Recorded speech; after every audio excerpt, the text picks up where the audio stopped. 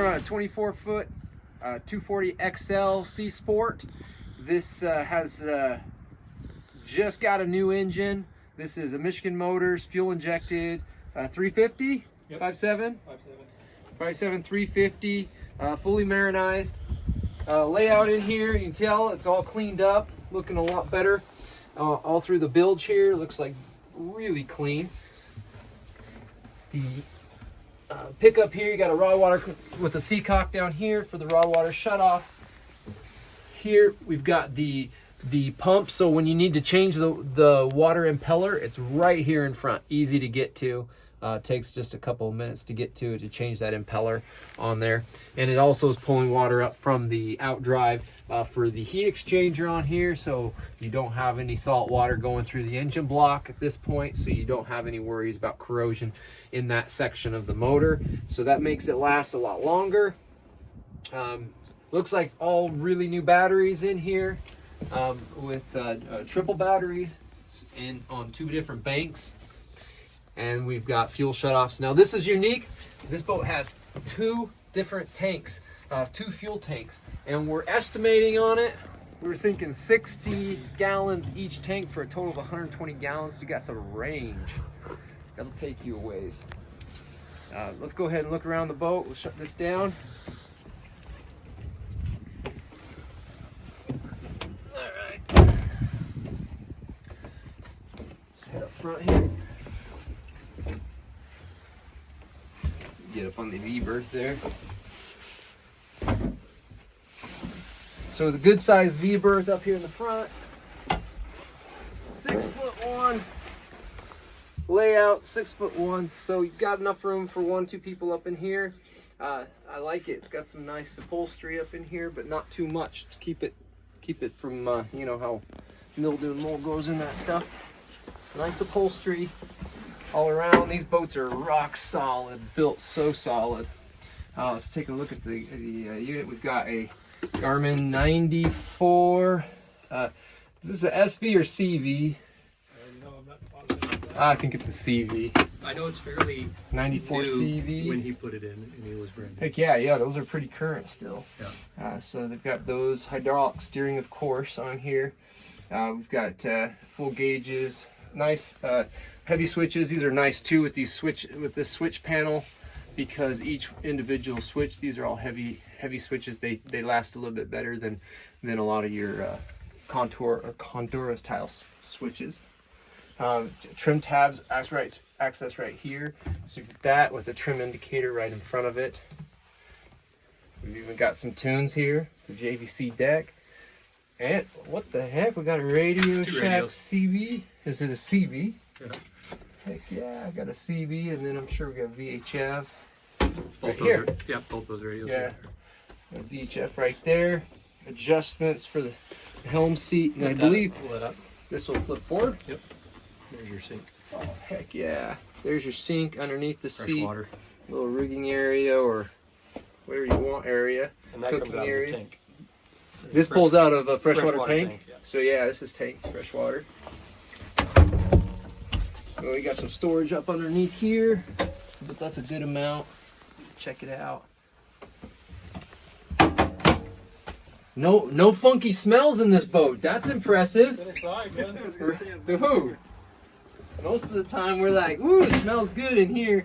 Some drawers, more storage. This storage I bet's really big too. Yeah, it goes up. Same size storage as the last one. Good size for your gear and life jackets. This one's probably even bigger yet. Fenders, life jackets, lots of room in that one. Another storage compartment down here. And here we've got another storage area as well. Tackle storage mostly looks like. Clearance in here is pretty good. Standing down, this is a step down in here. So I'm 6'1", I've got an extra 1.5 inch clearance here on this. But of course this is a duck down type walk through. So that gives you a step down. The beauty of this is it keeps the height of the pilot house down.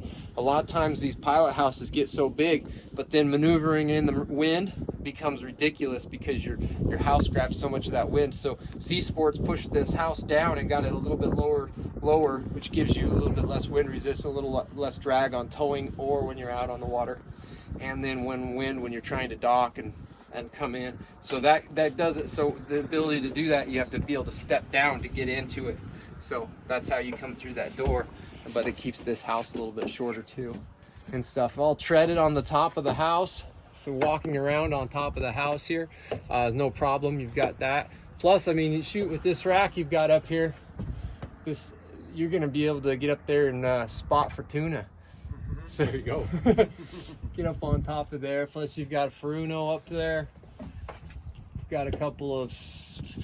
I think those are probably done for. Yeah, the Furuno doesn't work. That's on the inside. Oh yeah, you don't even have a head. Did you notice? Well, inside there, in the V-berth, that thing swings out.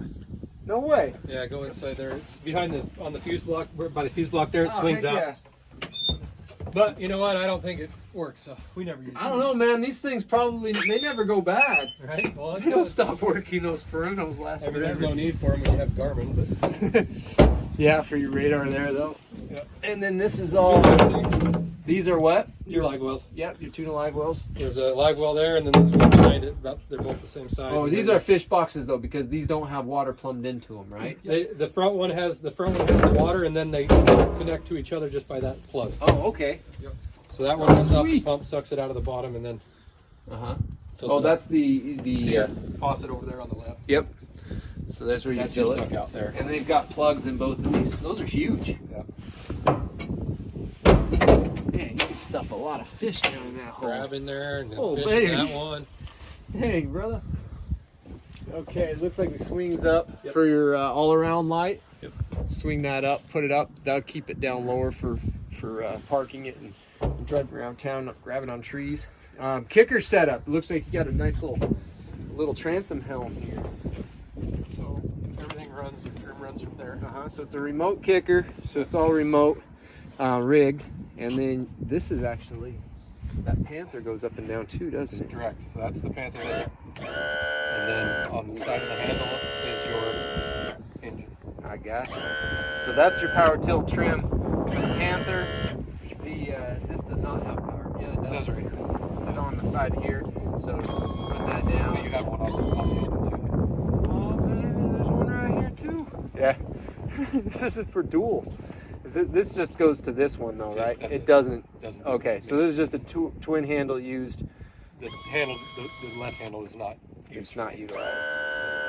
Now this hasn't been started yet either, so we probably ought to start this up and check it out. Is there fuel going to it already? Yeah. Right here. I mean, yes. It's got an electric fuel pump on it. Once you turn Oh, the it key does? on, you'll hear it kick on. I put an electric fuel pump on it. Oh, that's pretty sweet. Yeah. So yeah, you can hear it. There's an electric fuel pump that primes this, because normally you'd be in here priming the bulb to get fuel into the carburetor, which it does have. However, with that electric fuel pump that's going to push fuel up to the carburetor, then that will take care of that for you. So that's actually self-priming. That's awesome. That's clever. Got hydraulic steering here. Ching. So let's go ahead and drop that in the water then.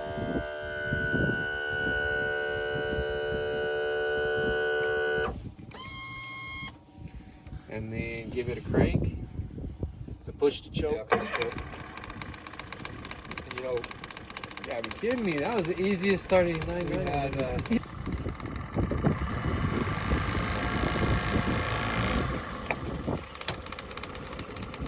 Yeah, that thing runs awesome. Just I was gonna say it's pretty much brand new. It hasn't been running. it is. Yeah, we didn't. Yeah, broke in and that's about it. go and drive. Holy cow! Yeah, this is a great location for this. Right. Because you're back here Oh, working. yeah, that's where you want to be. I mean, you got your rods here. It's not in the way Yeah. of your rods, you know.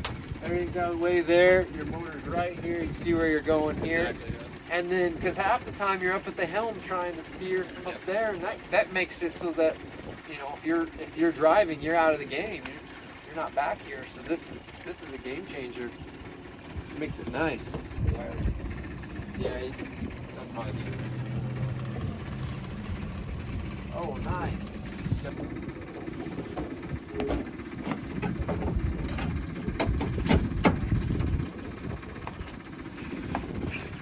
Good amount of walk around space here.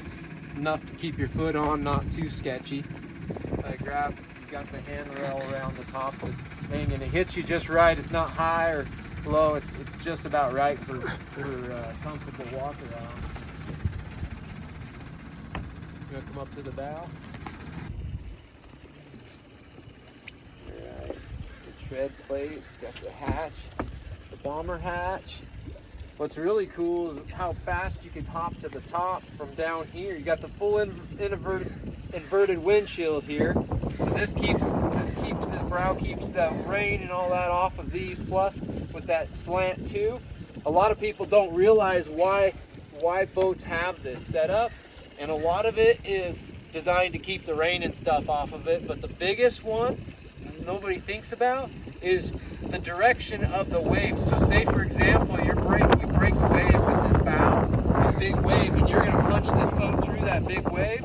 That wave angles coming down, and it's going to hit the boat like this, so it can't get any face time with the windshield. See, the waves will bust out windshields on your boats when you have a normal windshield, and you break a wave, it'll blow out that windshield. With this angle on this brow will protect that window, so you don't blow out your windshield. There's been a lot of major accidents from getting a windshield blown out from a wave. So that's something that these windshields are great for. But this has a little trough area up here, so when you're fishing up here, you have a great place to sit. You can sit here and jig all day, super comfortable for that. And then landing the fish and stuff and working up here, you got the big rail you're good with. And then, I mean, no hands, I can get up onto the top of the boat without even having to grab on.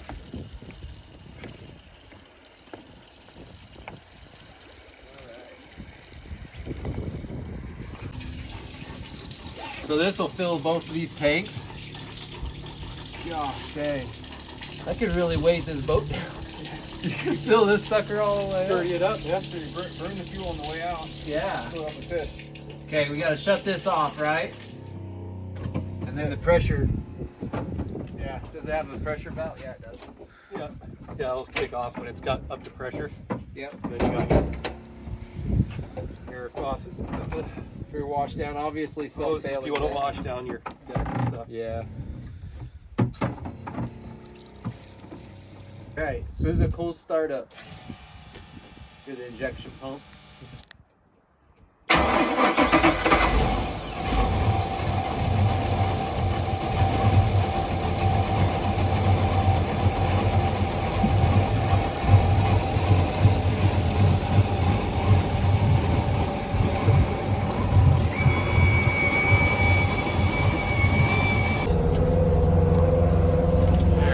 Let's give it a run. Get it all trimmed out, see what it's capable of speed. Go back that way, I'll flip around. Okay.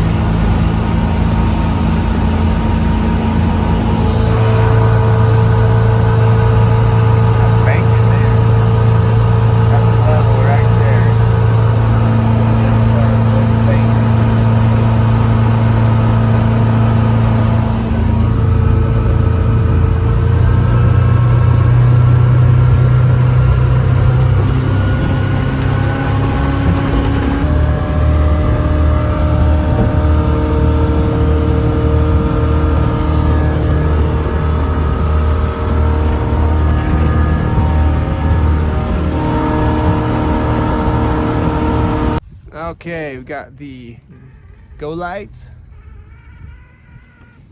There we go. Back and forth, up and down. There you go. Very good. Here's working. Got the heater ducts right there for the window.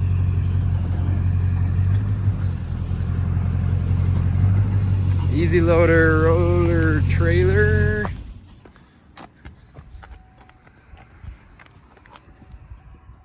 Tighten brake.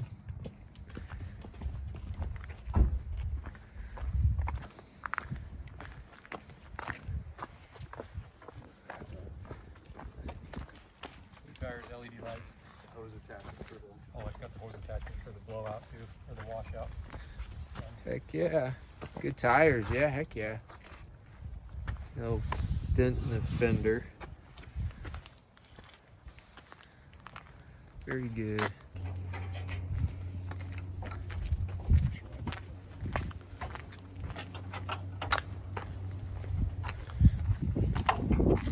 So DP stands for dual prop. And you don't see any nicks or dings on these, so that's good. These dual props help a lot.